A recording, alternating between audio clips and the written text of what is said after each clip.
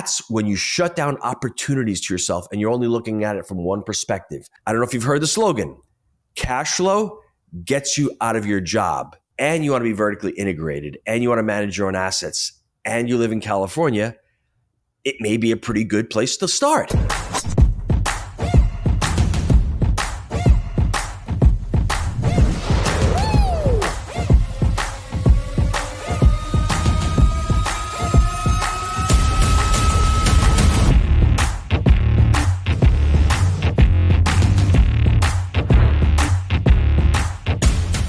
Hello and welcome. My name is Gino Barbaro, one of the co-founders of Jake and Gino.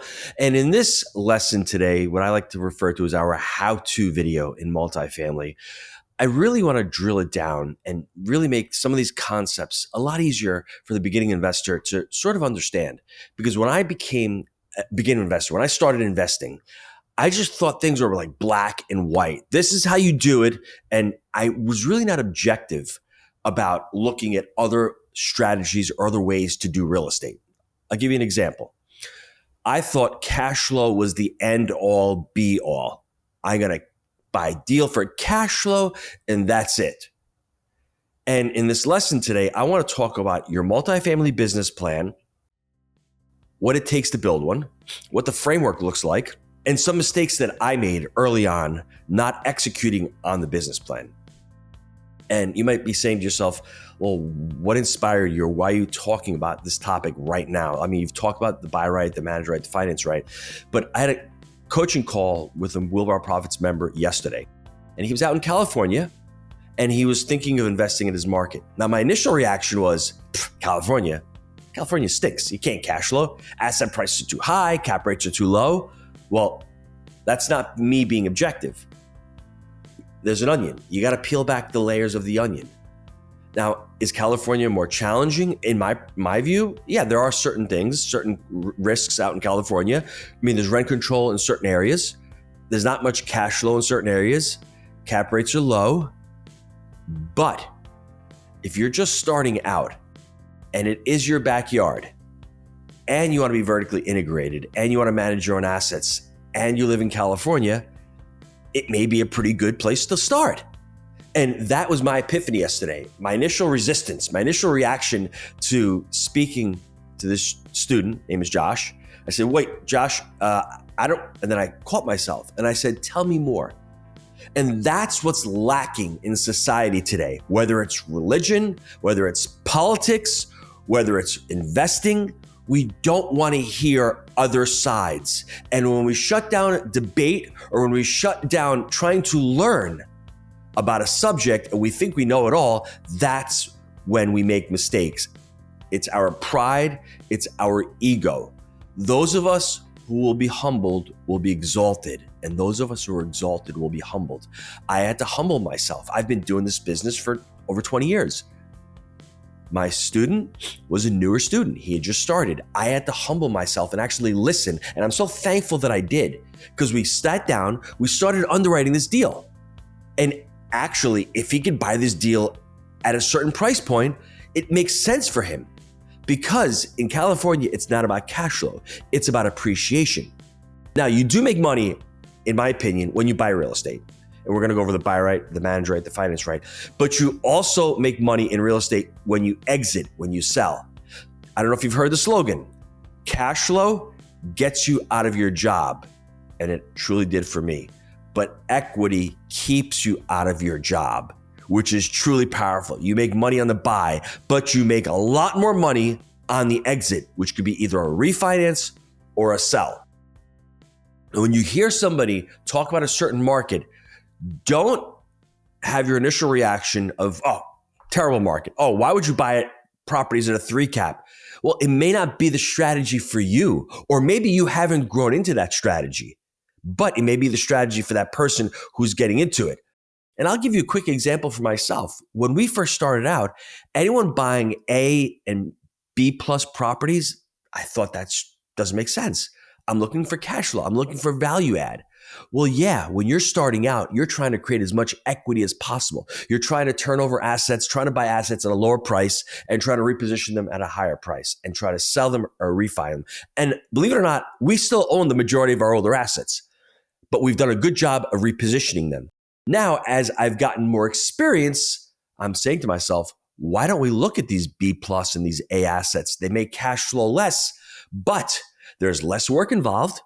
If we're buy and hold for the long term, they're already new. I can hold these for another 10 or 15 years and they're still relatively new. They're easier to manage. The resident base is a little bit different. When you're turning a unit, it takes a lot quicker and it costs you less because the asset's new. And the residents in these assets tend to stay a little bit longer. So you take that in all in its totality. I don't want you to become the investor that I was early on by saying, this is great, this doesn't make sense. That's when you shut down opportunities to yourself and you're only looking at it from one perspective. I want you to pull yourself out of that perspective. Be the third person and look into it. So when we're underwriting this deal in California, I went directly to, okay, let's talk about buy right, finance right, and manage right. You still need that in California. You still need to buy the asset right. Now, what does that look like in California as opposed to, I don't know, Cleveland or as opposed to Charlotte?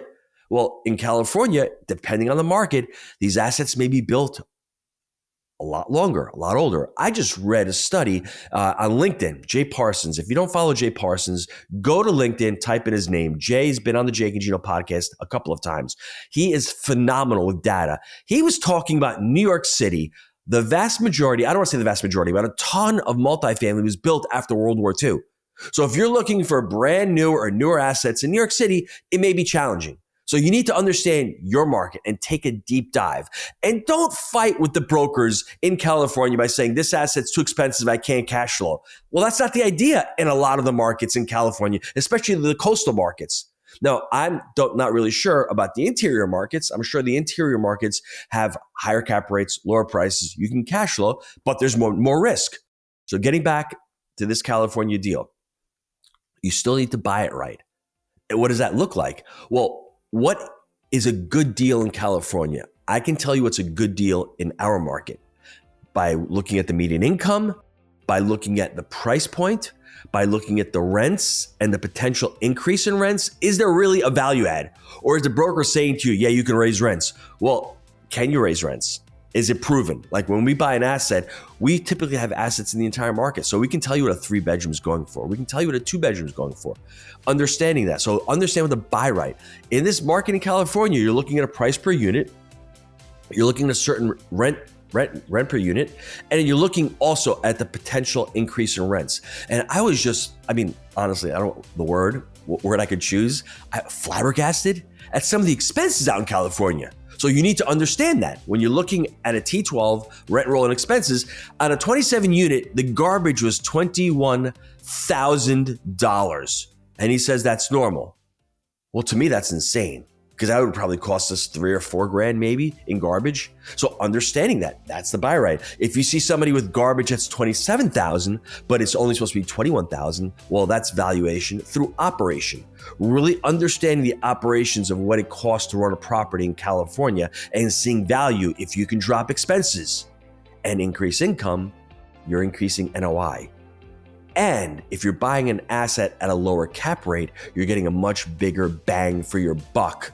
So understand what your goal is. If your goal is to get cash flow, possibly by buying this asset at a reduced price, fixing it up, knowing how much it's going to cost, understanding the rent rules, the rent laws, because there may be rent control. And in this part of California, it appears, but it's not clear.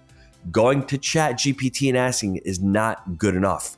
You need to go to an attorney and speak to an eviction attorney and understand the laws, understand the property management. That's all important as part of your buy right criteria.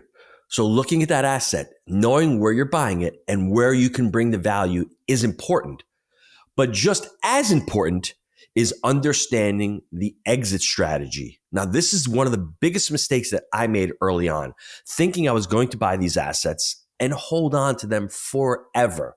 Generational wealth, legacy wealth, whatever that sounded like, it sounded great.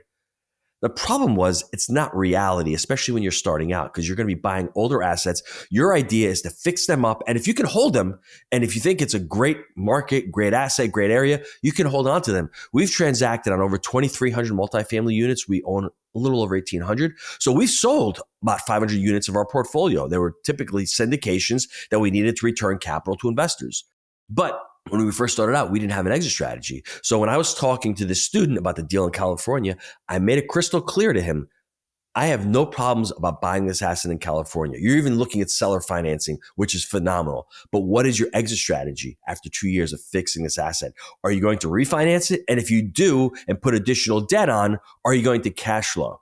Or have you created enough value where you can say, I'm going to sell this asset? That's really important. Understanding what the exit strategy is. And every deal has to have an idea of what that looks like. Now, things may go bad. They may go sideways, but at least understanding, having the flexibility to change it and say, oh, wow, I'm going to exit this asset in 3 years because I'm going to get rents from $1,700. In this case, they were around $1,775 to I think I can go to $2,200. And in 3 years, I can have this all done. I think interest rates are going to be low. The market cycle is going to look good. If that doesn't happen after 3 years, can you continue to hold this asset and wait? That's important, because if you can't and you're looking at a strict timeline, that's when a lot of risk comes into play. So having an exit strategy is important, but you have flexibility with that exit strategy if it doesn't go to your timeline. That is truly important. Now, for those of you living in California, it may be a good market to invest in. Now, this is important. What are you trying to accomplish? Not what the average investor is trying to accomplish. I want to know what you're trying to accomplish. If you're working in real estate, and you may have a brokerage, you may be a property manager, you may be a contractor, and it's in your backyard, don't listen to anybody else telling you what you should do. Oh, you can go to Phoenix and get, cap rates that are a little bit higher, assets that cash flow. That may work for a lot of investors. It may not work for you. Find out what you're trying to accomplish. For me, it was challenging when I started out because I did want some cash flow, but I wanted appreciation as well. And I could not dedicate the full time as I was working in the restaurant to the real estate. So when Jake proposed that he was going to Knoxville, and I liked that market because asset prices were low, we could cash flow, and people were starting to move there. That market worked for me because Jake was going to manage the assets. I was going to help with the business plan, with the capital raising, with the systems, with the development, with the business plan, with the asset management. That worked for me. So I want you to really take a deep, hard look into what you're trying to accomplish. If you're in one of those markets that doesn't cash flow, but does produce equity, and you can create that equity and you can extract that equity, maybe that's what you do. Maybe you pick a market like a market in California that's not going to cash flow, but you also look at another market that may cash flow. So if you make money in this market, you can always extract it and bring it to another market. Just don't say no blatantly. Just try to work it out. And I loved what Josh said yesterday. He basically said, I'm trying to see how this is going to work. He didn't listen to everybody out there and go, no, it's not going to work. We sat down objectively and said, how can we make this work? And after going through it exhaustively, there is a path to this deal. If he can find the right price point and if he can understand his exit strategy. And I think it does fit into his model because he's looking to stay in his job for another 5 or 6 years. He likes the job. He wants to retire. This would be a great asset because he doesn't need the cash flow today. What he needs is he needs experience. He needs equity. He needs to get a deal. That fits all of it. And it is in his backyard. He can get to it very easily. So looking at it from that perspective, understanding what you're trying to accomplish. And I think the last thing I'd love to say about this whole process, this whole map, it is buy right, it is manage right, and it's finance right. All three of those pillars need to be explored when you're buying the asset. But when you're investing in multifamily, you also have to understand that it is a business. He's not buying an asset in California that's just real estate. He's buying 27 units that are cash flowing, that are producing revenue. They have income and they have expenses. If you treat it as a business and you run it as a business and you're trying to gain maximum profitability and you're looking at it as a business owner where you're there and your priorities are not to yourself. Well, they are to yourself, but I'm going to take it one step further. If you really want to become successful in business, you're not trying to solve your problems. You're trying to solve your customers' problems. And in this case, your customers are your residents who are renting the property. And if you have investors, they're your investors trying to get a return of capital to them. And if you have employees, you need to look at it from that perspective. Whereas most investors, what we tend to do, especially me in the beginning, it's all about what am I going to cash flow on this property? What am I going to make? Great. That is great. You need to focus on yourself and what your goals are. And I just said what you're trying to accomplish, but extract yourself out of that equation and look at real estate, any form of real estate. If you're buying a single family home, if you're buying a mobile home park, been down that road, had a nightmare opportunity problem years and years ago. If you ever want to find out, just email me, Gino at jakeandgino.com, and I'll tell you about the Maserati Mike story. I'll share that with you. If you want to schedule a call with me, just go to barbaro360.com, schedule a call with me. I'd love to talk to you about real estate or even money coaching. I'm into money coaching. But the point I'm trying to make is, and it's funny, I just forgot about that because I had PTSD. I was thinking about Maserati Mike, and all of a sudden, I just went to a very unsettling place. It's because, and this is the point I was trying to make, that very first deal that I made with Maserati Mike, I didn't look at it as a business. I didn't understand income and expenses. The irony is I was in a business. I had the restaurant and I was running that as a business. But when it came into the mobile home park, I didn't understand that. All I was looking at was how much money am I going to make a month? Well, let's extrapolate that and let's run that business as the business.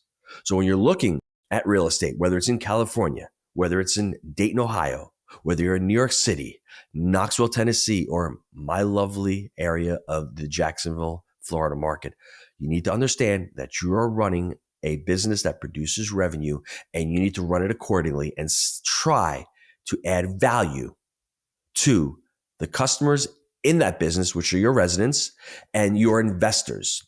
And if you don't do that, you are going to fail. Short term, you can get away with it. But longer term, those customers, that's part of the managed right? The finance right is part of the investors and the syndication aspect of it. And the buy right really is for you and the investors as well. So I want you to look at investing in multifamily as a three-legged stool: buy right, finance right, manage right. I want you to think of having an exit strategy. I want you to be as objective and open-minded as possible. That will make you the best investor possible. And if you start thinking of yourself as an expert, I've gone down that road. People have called me experts on podcasts because I've been doing it for over 20 years. I've had almost 2,000 units with no syndications. I'm still learning every single day. And if a brand new student can teach me to be open-minded and objective and look at a certain area and say, that may not be right for me, but why is it right for others? Let me understand, why does this deal cash flow for others and make sense for others? Well, in California, a lot of people are buying these assets because they have all cash. They have nowhere else to put their money. So they're saying, hey, I can buy a hard asset. I can buy a basic human need. I've got this cash from a business. Let me put it into real estate. It's got tax benefits and it's a hedge against inflation. Well, now that starts to make sense. My business model of trying to cash flow and add value doesn't compete with that model. So that's why it's harder for me to make money in a state like California. That's why I am where I am in my market. But understanding that makes me a better investor. And I want you to be open-minded and objective when you're looking at real estate. Now, if you want to receive our free copy of our Wheelbarrow Profits book, just email me, Gino at jakeandgino.com, and I'll send you a free PDF copy. And if you want to schedule a call with us, go to barbaro360.com. I'd love to talk to you about either real estate, money coaching, life coaching. That's really where I'm really trying to focus a lot of my time, because the motto for me is really to change the world one family at a time, as I'm trying to do with Josh, as I'm trying to do with so many others in the Wheelbarrow Profits community. Thanks again for listening to me. My name is Gino Barbaro from Jake and Gino, and I'll see you on next week's podcast.